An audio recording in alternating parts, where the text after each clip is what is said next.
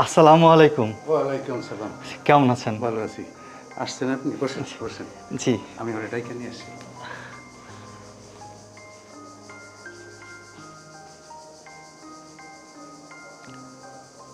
আল্লাহু আকবার।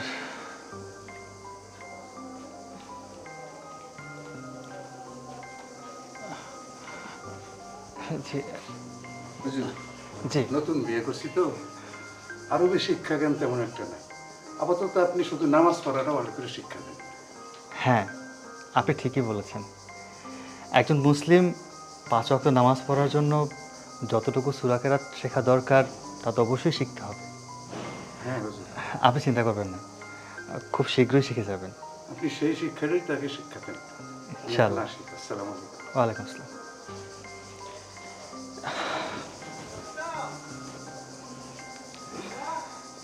আপ- আপনি একজন পরনারী।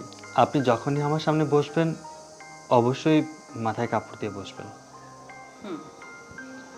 আর যদি সম্ভব হয় অবশ্যই হিজাব পরবেন। আচ্ছা, আপনি কি ওযু করে আসছেন? হ্যাঁ, আমি এখানে আসার আগে অজু করে তারপর এসেছি। যাই হোক, ভালোই হলো। আচ্ছা, আপনি কি এর আগে কোথাও আরবি পড়েননি? না, আসলে আরবি পড়ার মধ্যে আমার ওরকমভাবে মন বসতো না, তাই কখনো পড়ালেখা করিনি।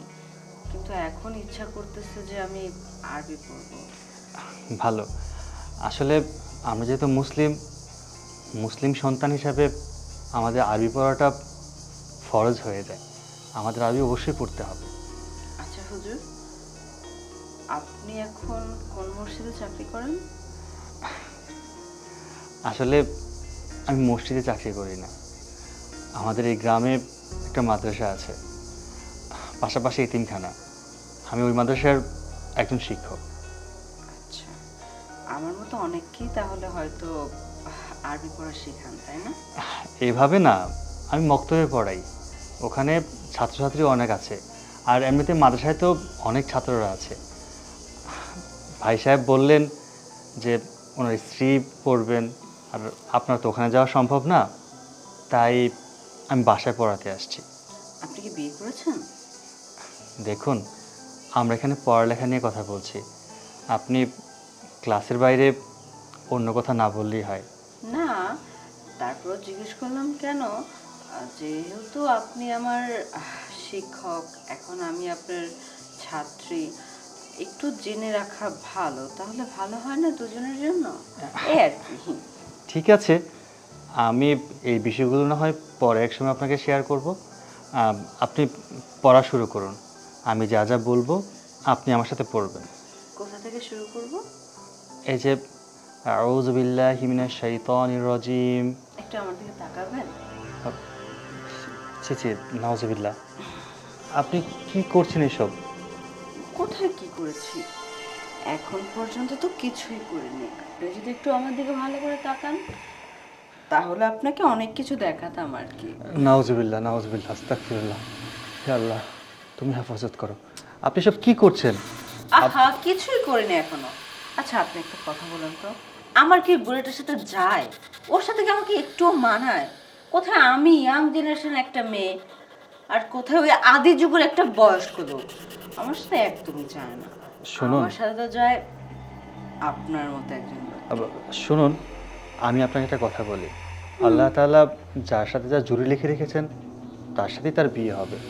হয়তো বা আল্লাহ তাআলা আপনার ভাগ্যে ওনাকেই রেখেছেন, তাই ওনার সাথে আপনার বিয়ে হয়েছে। এতে আপনি আমোদ করলে আল্লাহ নারাজ হবেন। এটা আমার মনে হয় কেন যেন মিথ্যে কথা বলেন। কারণ কেন, দেখেন, অনেকের না 3টা 4টা করে বিয়ে হয়, তাহলে আল্লাহ তাআলা কি তাদের কবলে 3টা 4টা করে বিয়ে লিখে রেখেছেন? অবশ্যই না।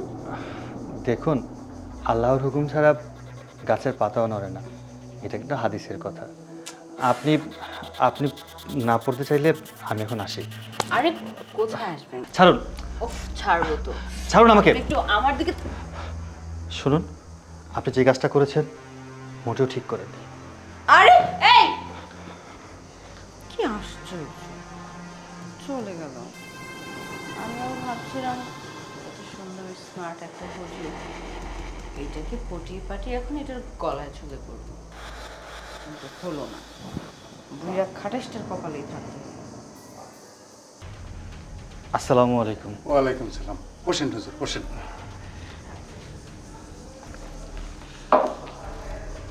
মিয়া সাহেব, আপনার সাথে আমার জরুরি কিছু কথা ছিল। কি কথা বলেন? আপনি আমাকে যে দায়িত্বটা দিয়েছিলেন আপনার স্ত্রীকে আরবি শিক্ষা দেওয়ার জন্য, আমি আমার দায়িত্বটা পালন করতে পারছি না। আপনি আমাকে ক্ষমা করবেন। কেন, কি হয়েছে? দায়িত্ব পালন করতে পারছেন না কেন? আমি আপনাকে সব কথা খুলে বলতে পারবো না, তবে এটুকু বলছি, আমি অপারগ, আমি পারবো না। আমাকে আপনি ক্ষমা করে দিবেন। আমাকে যদি বুঝিয়ে না বলেন আমি বুঝবো কি করে? দেখুন, সব কথা তো আপনাকে বুঝিয়ে বলা সম্ভব না। আমি একজন হুজুর মানুষ, মাদ্রাসার শিক্ষক। আমি ছোট ছোট ছেলে মেয়েদেরকে আরবি শিক্ষা দেই। মাদ্রাসায় অনেক বড় ছেলেরাও আছে, কিন্তু আপনি যখন আমাকে খুব বেশি অনুরোধ করে বললেন আপনার স্ত্রীকে আরবি শিক্ষা দেওয়ার জন্য, আমি তাই রাজি হয়েছিলাম। কিন্তু এখানে এসে আমি যতটুকু বুঝতে পারলাম আমার পক্ষে সম্ভব না। আপনি একজন মহিলা হুজুর রেখে দিন ওনার জন্য। হুজুর, কি এমন সমস্যা যে আমার স্ত্রীকে আপনি পড়াতে পারবেন না? আমাকে ভাঙ্গে বলেন আপনি। আপনি যথেষ্ট বয়োজ্যেষ্ঠ একজন মানুষ, সব কিছুই বোঝেন। আপনি আমাকে ভুল বুঝবেন না। আমি একজন প্রাপ্তবয়স্ক পুরুষ, যদিও আমি বিয়ে করিনি, কিন্তু আমার উপর কিন্তু বিয়ে করা ফরজ হয়ে গেছে। আর আপনার বয়স অনুযায়ী আপনার স্ত্রী আপনার চেয়ে অনেক ছোট। আমি জানি না সে আপনার প্রতি কতটা সন্তুষ্ট, কিন্তু আমার মনে হলো উনি পরিপূর্ণ সন্তুষ্ট না। তাই বলে কি কোনো বয়োজ্যেষ্ঠ মানুষ এই বয়সে মেয়েদেরকে বিয়ে করলে একটু সাবধানই রাখতে হয়। আপনি আপনার বাড়িতে বিবাহযোগ্য বা আমার মতো এরকম ছেলে না রেখে হয়তো বা ছোট অথবা মহিলা হুজুর রাখতে পারেন। আপনার স্ত্রীর দৃষ্টিকোণ অন্যদিকে। আমি ওনাকে পড়াতে পারবো না, তাতে আমার ইমানের প্রতি দুর্বলতা চলে আসবে। আর সত্যি কথা বলতে উনি শারীরিকভাবে অনেক কিছু চায়। আমি একজন হুজুর মানুষ, উনি আমাকে যে কথা বলেছেন, নাউজুবিল্লাহ আস্তাগফিরুল্লাহ, আমি আপনার সামনে সে কথাগুলো উল্লেখ করতে পারছি না। আমার বিশ্বাস আপনি বাকিটা বুঝে নিয়েছেন। হুজুর, কথাগুলো আমারে বলছেন, আমি অনুরোধ করে কই, বাইরে এই কথা আর কারোর সাথে বললেন না, তাহলে আমার মান সম্মান থাকবো না। না না, আপনি কি বলছেন? ইসলাম তো আমাদেরকে শিক্ষা দিয়েছে মানুষের গোপন জিনিসগুলো গোপন রাখার জন্য, এগুলো প্রকাশ করতে হয় না। উনি হয়তো বয়সের তাগিদে আজকে অনেক কিছু করছেন, যেদিন বুঝতে পারবেন সেদিন হয়তো এমন কিছু আর করবেন না। আশা করি আপনি ওনাকে বুঝিয়ে বলবেন। আমি তাহলে আসি। ঠিক আছে হুজুর, আসেন। আসসালামু আলাইকুম। ওয়ালাইকুম সালাম।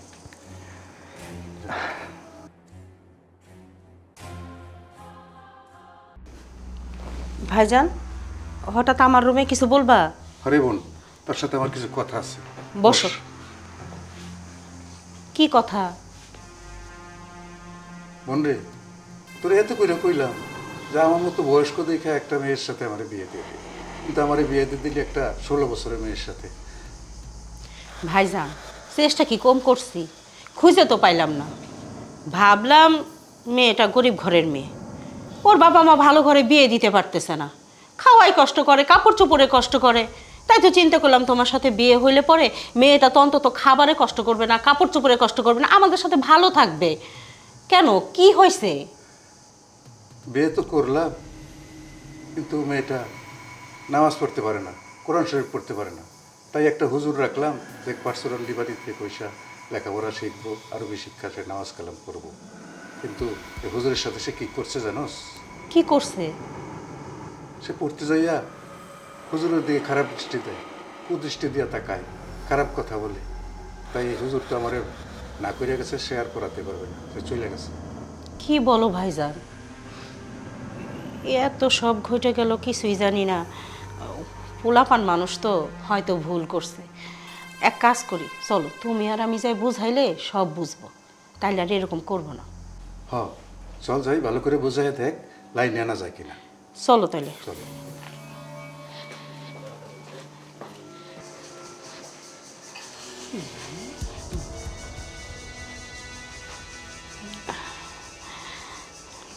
বল, বোঝা। ইভা, কি হয়েছে? আসলে তোমার সাথে একটা কথা বলার জন্য আসলাম। দেখো, তোমার আমার ভাইয়ের বউ করে নিয়ে আসছি। তুমি কোরআন পড়া জানো না, নামাজ পড়া জানো না। চিন্তা করলাম একটা হুজুর রেখে দেই, তুমি এগুলো শিখো। কিন্তু তুমি যেটা করেছো হুজুরের সাথে, এটা তো ঠিক না। আমি তো কিছুই করিনি হুজুর সাথে, আমি আবার কি করলাম? আমি তো জাস্ট আমার মতো করেই কথা কইছি। দেখো ইভা, আমাদের একটা মান সম্মান আছে। আর আমি স্বীকার করি আমার ভাইয়ের বয়স একটু বেশি, কিন্তু তাতে কি হয়েছে? তারপর তো তুমি তার বউ, তার মান সম্মান যাতে থাকে সেভাবেই তো তোমার চলা উচিত, তাই না? হুজুরকে এটা ওটা বলা, এটা কি ঠিক? দেখেন, আমি জানি না হুজুর আপনাদের কাছে কি বলছে। আমি হুজুরের সাথে সুন্দর করে কথা বলছি। আমি ইতিপূর্বে আগে সবার সাথে যেভাবে কথা বলতাম তার চেয়ে অনেক সুন্দর করে কথা বলছি। তাও যদি না হয় তাহলে আমি কি করবো? হুজুর কি তাহলে মিথ্যা কথা বললো? দেখেন, হুজুররা না একটু একটু মিথ্যা কথাই কয়। আসলে হুজুরদের আমরা যতটা ভালো মনে করি ততটা ভালো কিন্তু না। ওরা হলো বিশ্বপুংটা। একটু খবর নিয়ে দেখেন গাজাইয়া, হোগোসেতে পুংটা এই বাংলাদেশে আরেকটা নাই। ওরা খালি নামেই ভালো মানুষ, ভিতরে ভিতরে একটা শয়তানের হাত। শোনো, এক হাতে কখনোই তালি বাজে না। তালি বাজাইতে গেলে দুই হাতেরই প্রয়োজন হয়। হুজুররা খারাপ আমি মানলাম, তুমি বলতেছো ঠিক আছে, কিন্তু তুমি যদি ভালো থাকো তাহলে হুজুর তো কিছু বলার প্রশ্নই আসে না। আর হুজুর যদি খারাপ হতো তাহলে তো এই কথাগুলো ভাইয়াকে বলতো না। তাহলে সে সুন্দর তোমার কথায় সায় দিত, সে তো সেটা দেয় নাই, তাই না? তাহলে আমি বলি কি, এখনো সময় আছে, এইগুলো বাদ দিয়ে অন্তত কোরআন পড়া, নামাজ পড়া এগুলো শিখো, সংসারে মনোযোগী হও। আসলে কি বলবো তোমারে, বারবার এগুলো বলতেও আমার খারাপ লাগে। তোমাকে অনেক আশা করে আমার ভাইয়ের জন্য আনছি।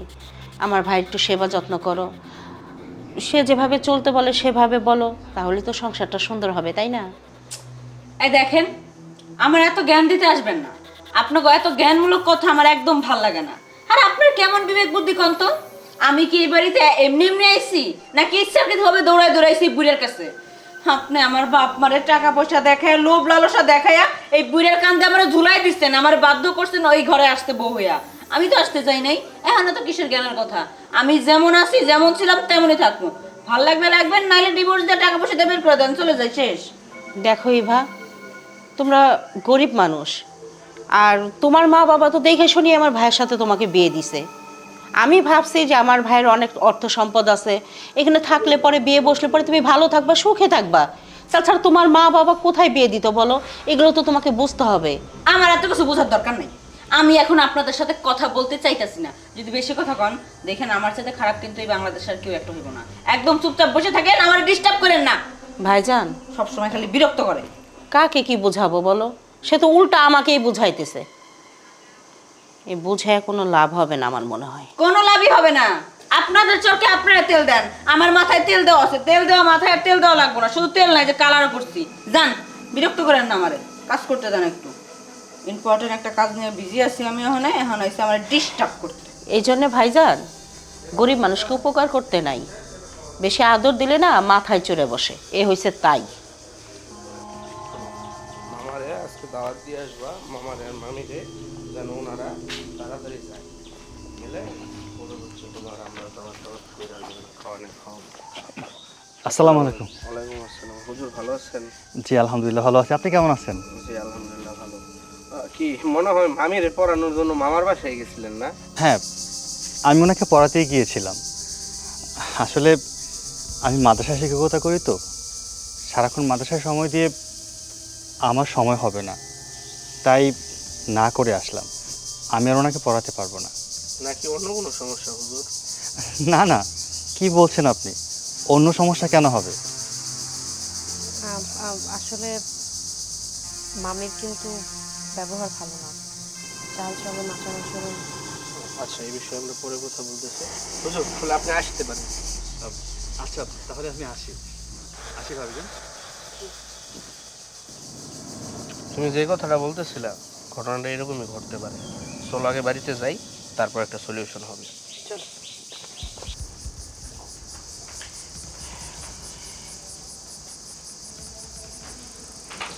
মামি, সিঁড়ির মধ্যে হুজুরের সাথে আমার দেখা হইল।